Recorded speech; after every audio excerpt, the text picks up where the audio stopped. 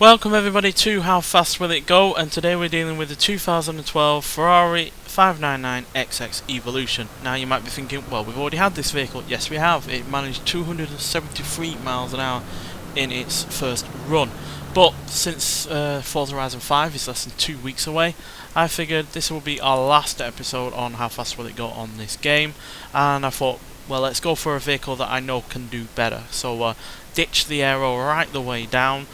Fiddled around with the gear ratios a little bit, so yeah, but it still produces 1,416 horsepower, 939 pounds-feet of torque from its 6.3 litre twin turbocharged V12 engine, weighs 2,509 pounds, has all-wheel drive, and can do 0 to 60 in 1.559 seconds and 0 to 103.037 seconds. But like I said, the aero has now lowered, front and rear, and the gear ratios have changed around a bit, so yeah, this should hopefully go faster and hopefully beat the Koenigsegg Jesko, which has been at the top at the leaderboard with 294 miles an hour for a very long time. So let's get out there for one last time and see what it can do.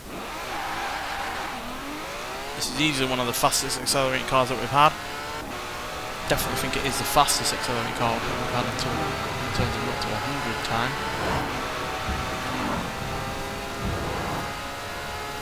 Yeah, 275.3 has already gone past. That's a real top speed. There's, we were just about to hit 290, and then a car came out of nowhere in the tunnel. Not helpful.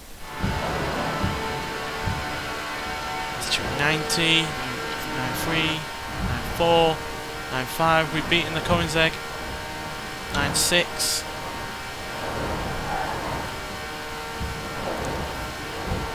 Well, that's mightily impressive. Especially given I don't think this actually has any more power than the Koenigsegg. I can't remember how much that had, but it's hardly a little amount.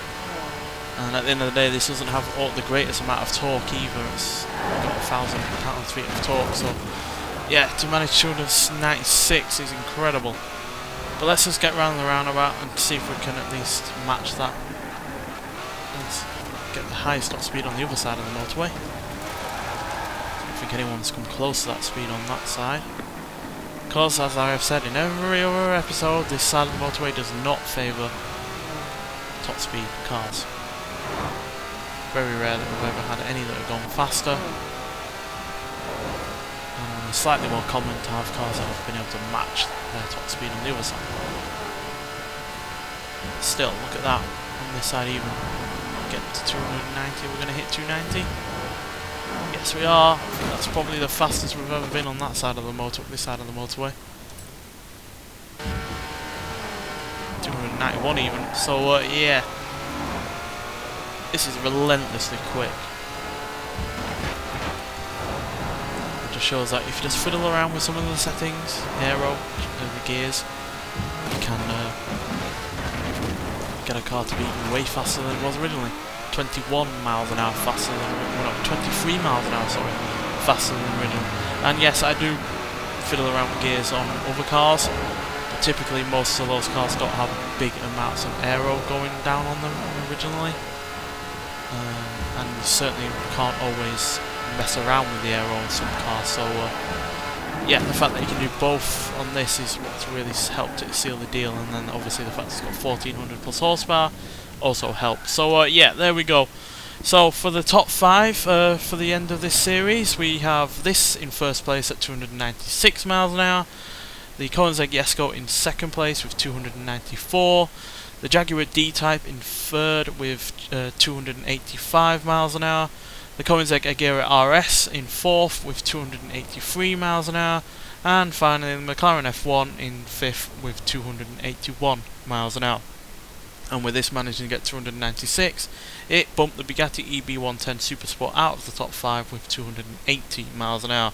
So yeah, mightily impressive car this, and yeah, I've really enjoyed doing this series on this game. We've had such a really rather wide variety of vehicles that we've been able to take out on here. We've had muscle cars, we've had hypercars, supercars, sports cars, we've had you know, custom vehicles that have been made you know, different to their original versions put on this game that we've then bumped up even more. We've had, you know, there's been cars from the 90s that have gotten into the top 10. cars like the Toyota Celica GT4 RC SD185 from 92 got into 10th place.